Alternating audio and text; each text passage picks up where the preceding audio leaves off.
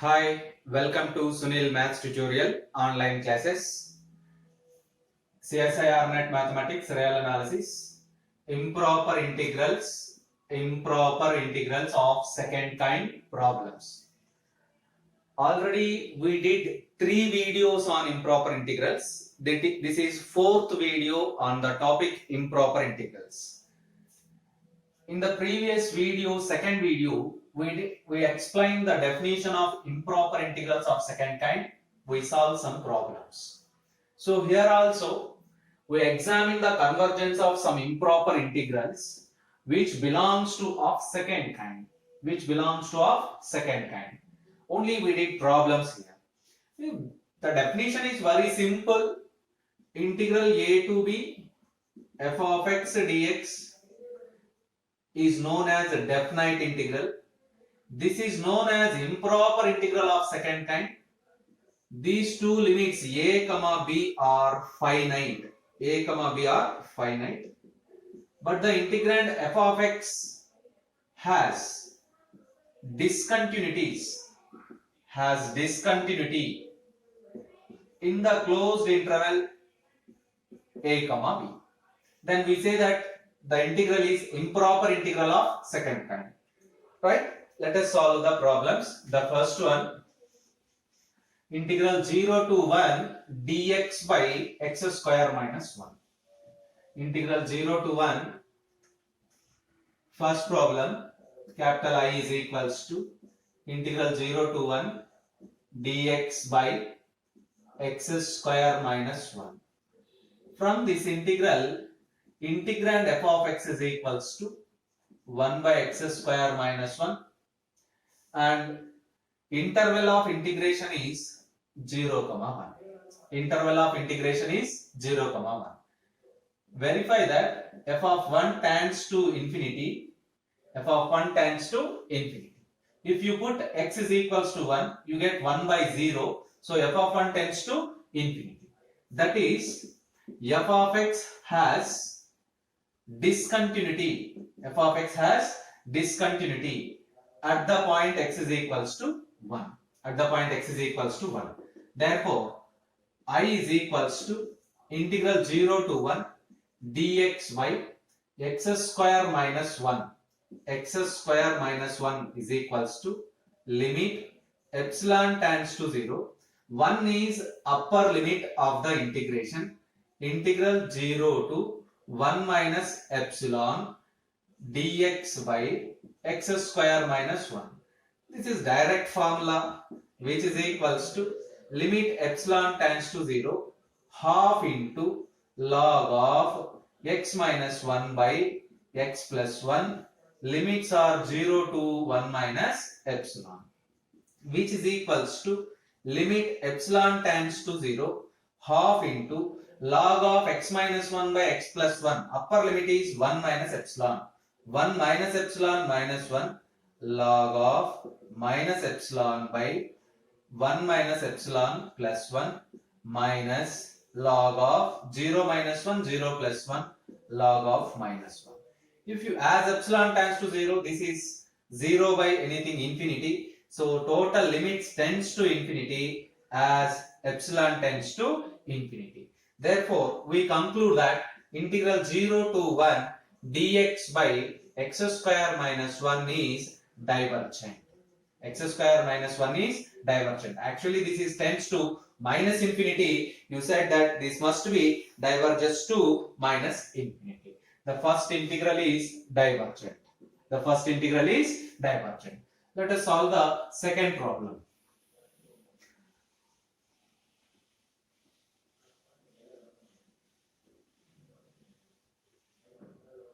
Capital I is equals to integral 0 to pi by 2 tan x dx.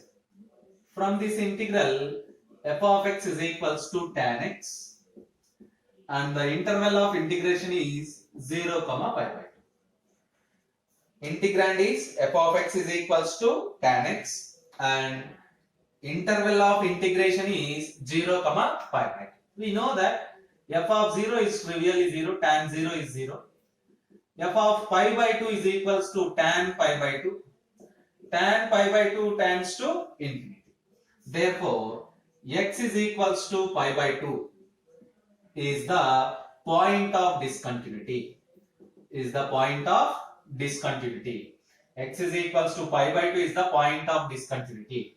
Therefore, the integral can be written as integral 0 to pi by 2 tan x dx is equals to limit epsilon tends to 0 integral 0 to pi by 2 minus epsilon tan x dx. Integral tan x, we know that log of secant x, which is equals to limit epsilon tends to 0 log of secant x limit 0 to pi by 2 minus epsilon, which is equals to limit epsilon tends to 0 log of secant of pi by 2 minus epsilon is the upper limit minus log of secant of 0. Secant of 0 is the lower limit, which is equals to, as epsilon tends to 0, you get log of secant pi by 2 minus secant 0 cos 0 degrees is equals to 1. Secant cos 0 degrees is equals to 1. Secant 0 degrees is equals to 1 by cos 0 degrees, which is equals to 1. So log 1 again, which is 0. Observe that secant pi by 2 is infinity. Secant pi by 2 is, this value is infinity. This value is 0. What it means? It tends to infinity as epsilon tends to infinity. Therefore, integral 0 to pi by 2 tan x dx is divergent. As the second integral is also divergent. Let us see the third one.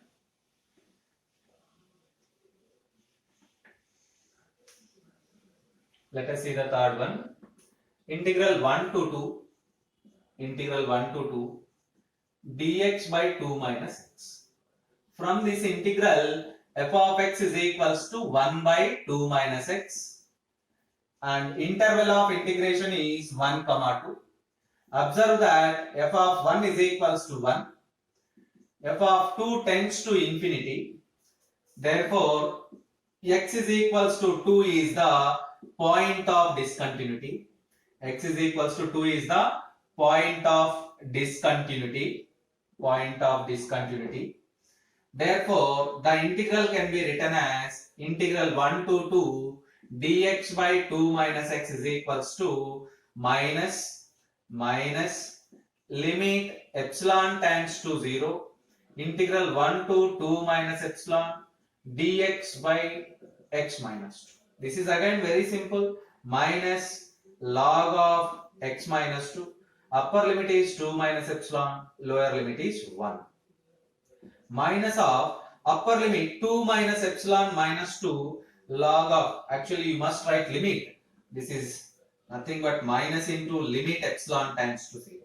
Minus into limit epsilon tends to 0. Log of 2 minus epsilon minus 2, you get minus epsilon minus log of 1 minus 2 minus 2. So very clearly this limit also tends to infinity as epsilon tends to 0. As epsilon tends to 0, that limit tends to infinity. Therefore, we conclude that integral 1 to 2 dx by 2 minus x is divergent. Third one is also divergent. Because of, as limit epsilon tends to 0, log of minus 0, log of minus 1, they tends to infinity as epsilon tends to 0. Yes, let us see the problem number 4. What is problem number 4?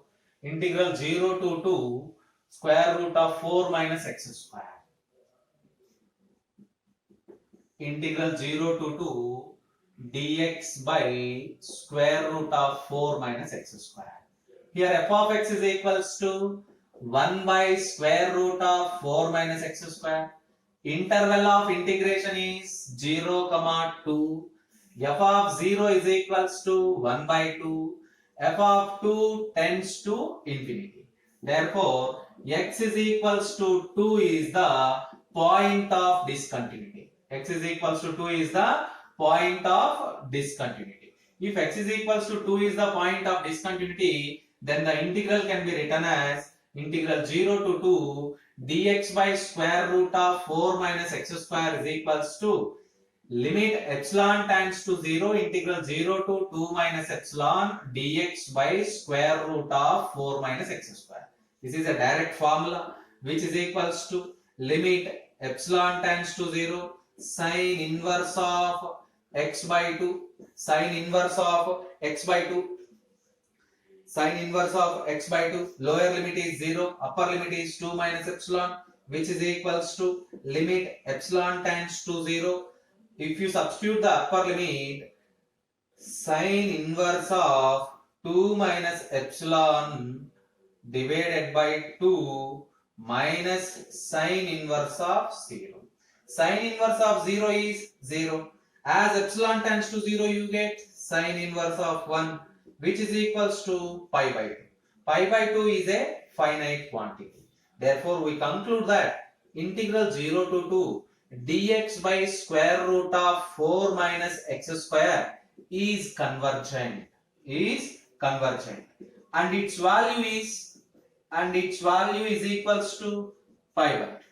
And its value is equals to pi by 2. Yes, fourth problem is convergent and its value is pi by 2. Let us see the fifth problem. Integral 0 to 4 dx by x into 4 minus x.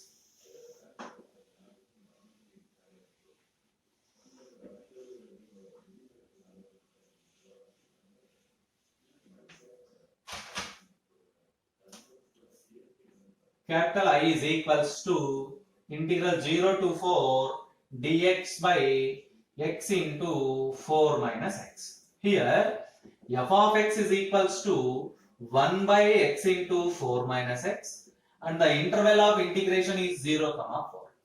Observe that f of 0 tends to infinity, f of 4 also tends to infinity.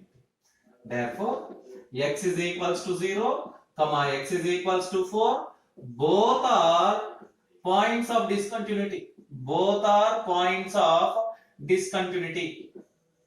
So, at the lower limit and at the upper limit, we have discontinuities. Therefore, capital I can be written as integral 0 to 4 dx by x into 4 minus x is equals to integral 0 to 1 dx by x into 4 minus x plus integral 1 to 4 dx by x into 4 minus x. Now it can be written as limit epsilon 1 tends to 0 integral 0 plus epsilon 1 to 1 dx by x into 4 minus x plus limit epsilon 2 tends to 0 integral 1 to 4 minus epsilon 2 dx by x into 4 minus x. Let us see the partial fraction of this function. 1 by x into 4 minus x. 1 by x into 4 minus x can be written as 1 by 4 into 1 by x plus 1 by 4 minus x. You verify that 4 minus x plus x, 4 by x into 4 minus x. So by using that partial fraction, these two integrals can be written as limit epsilon 1 tends to 0 integral epsilon 1 to 1 1 by 4 into 1 by x plus 1 by 4 minus x dx plus limit epsilon 2 tends to 0 integral 1 to 4 minus epsilon 2 d 4 minus epsilon by 2. Apply that partial fraction 1 by 4 into 1 by x plus 1 by 4 minus x dx. We know that integral 1 by x is log x. Integral of 1 by 4 minus x is equals to minus of log 4 minus x. By applying that formulas, log a minus b is equals log a minus log b is equals to log a by b. By applying that formula, it can be written as limit epsilon 1 tends to 0 1 by 4 into log of x divided by 4 minus x. Limits are epsilon 1 comma 1 plus limit epsilon 2 tends to 0 into 1 by 4 into log x by 4 minus x. Here limits are epsilon 1 to 4 minus epsilon 2. Observe that integral 1 by x log x, integral 1 by 4 minus x minus log of 4 minus x. Log, it is in the form of log a minus log b. You write this as log of a by b. Log of a by b. Now substitute the upper and lower limits in both cases, which is equals to limit epsilon 1 tends to 0, 1 by 4 into, by substituting upper limit 1, log of 1 by 3, by substituting lower limit epsilon 1, log of epsilon 1 by 4 minus epsilon 1, plus 1 by 4 into, by substituting upper limit 4 minus epsilon 2, log of 4 minus epsilon 2 divided by x by 4 minus of minus 4 plus epsilon 2. You get simply epsilon 2 minus lower limit 1, 1 by 4 minus 1, log of 1 by 3. Log of 1 by 3. Yes. Here epsilon 2 tends to 0. Limit epsilon 2 tends to 0. As epsilon 1 and epsilon 2 tends to 0, you can write like this: 1 by 4 into log of 1 by 3 minus 0 by 4 log 0 plus 1 by 4 into log of 4 by 0 minus log of 1 by 3. You observe that these two terms tends to infinity. So the whole limit tends to infinity. That's why we conclude that integral 0 to 4 dx by x into 4 minus x, it tends to infinity. What it means? It is divergent. Because of logarithm of infinity we don't know, logarithm of 0 we don't know. That's why the limit stands to infinity. So finally the integral is divergent. And problem number 6, you can try to solve it, and also I can give some more problems to solve. Try to solve one more. Integral 0 to 2. Try to solve the following problems.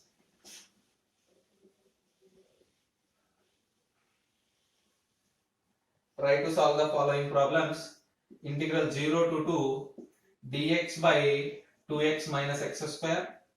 Integral 0 to pi dx by 1 plus cos x. Integral 0 to minus a to a x by square root of a square minus x square.